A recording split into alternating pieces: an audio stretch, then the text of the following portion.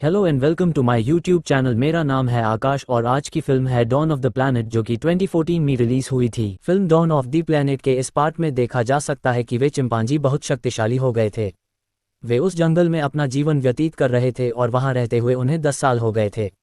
एक तरफ इंसानों की आबादी कम हो रही थी, दूसरी तरफ उनकी पीढ़ी बढ़ रही थी। वे उस जंगल में पूरी तरह फैल गए थे और वहां राज कर रहे थे। जो इंसान कुछ रह गए थे वे दुनिया के एक कोने में छिपकर अपना जीवन व्यतीत कर रहे थे। दूसरी तरफ ये चिंपांजी चालाकी से अपना जीवन व्यतीत कर रहे थे। अब जो वैज्ञानिक के पास चिंपांजी था उसने एक बच्चे को जन्म दिया था और वो मेल चिंपांजी था। एक बार वह जंगल में अपने दोस्त के साथ खेल रहा था। वह चलते चलते शहर के बिजलीघर के पास पहुंच गया जहां पर एक नदी भी थी।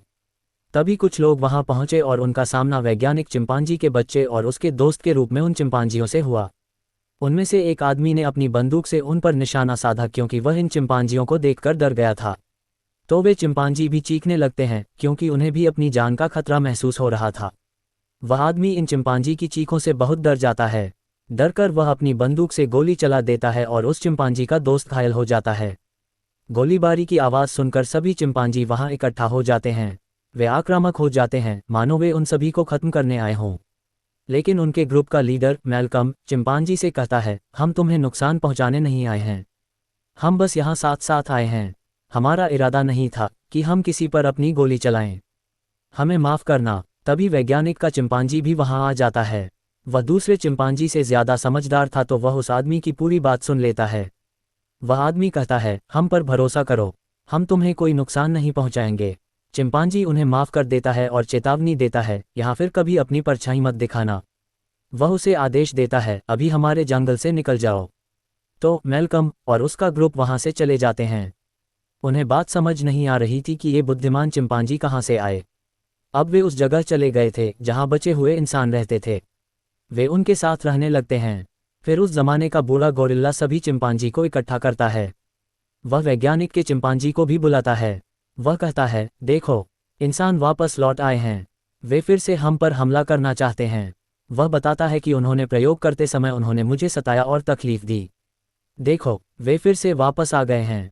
उन्होंने उस छोटे चिंपांजी पर भी अपनी गोली चलाई थी जो उस चिंपांजी के बेटे का दोस्त था। वह सभी चिंपांजी को इंसानों के खिलाफ भड़काने लगता है। वैज्ञानिक का चिंपांजी भी उसकी बातों से सहमत हो जाता है। वहां जाकर वह चिंपांजी से बात करता है और चिंपांजी तैयार हो जाता है। वह उसकी बात सुनता है क्योंकि वह भी सहानुभूतिपूर्ण था। वह किसी भी निर्णय को सोच समझ कर लेता था। वह जानता है कि यहाँ मनुष्यों की ज़रूरत है। सभी चिंपांजी समूह बनाकर उन्हें डराने के लिए वहां जाने का निर्णय लेते हैं। हम मनुष्यों से बदला लेंगे। अब सभी चिंपांजी उस स्थान की ओर बढ़ते हैं जहां मनुष्य रहते थे। वैज्ञानिक का चिंपांजी घोड़े पर सवार होकर सभी को निर्देश दे रहा है। अंततः वे उस स्थान पर पहुंच जाते हैं।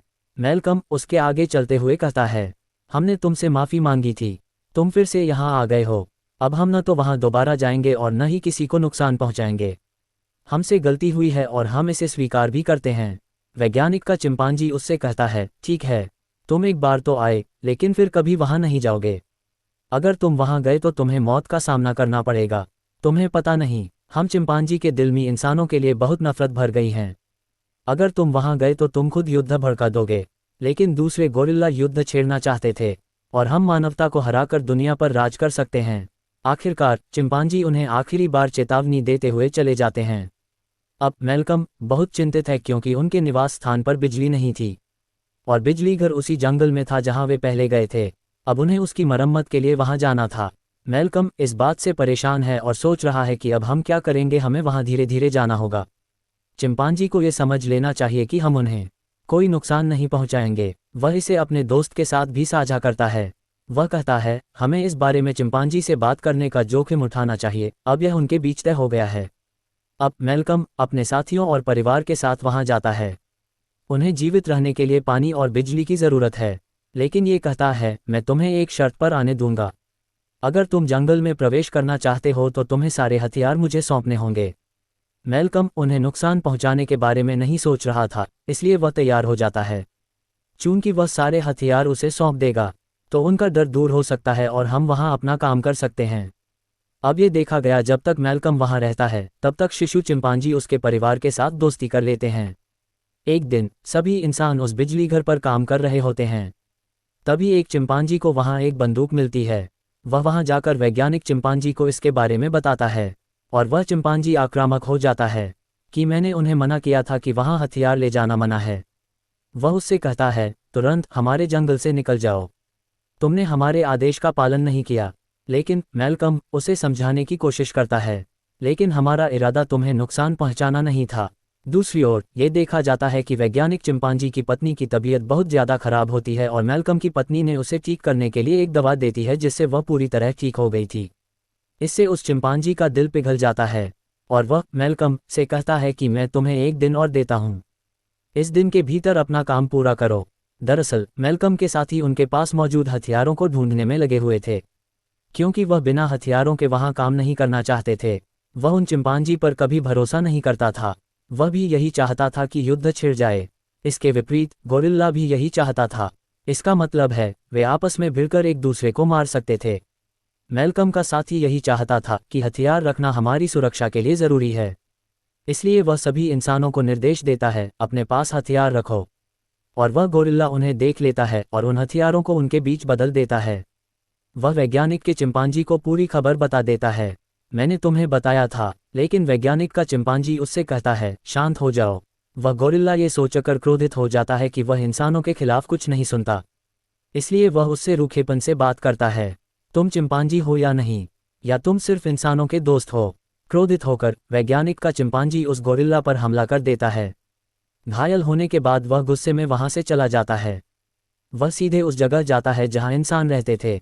उनके हथियार चुराकर वह गोलीबारी करके कई लोगों को मौत के घाट उतार देता है।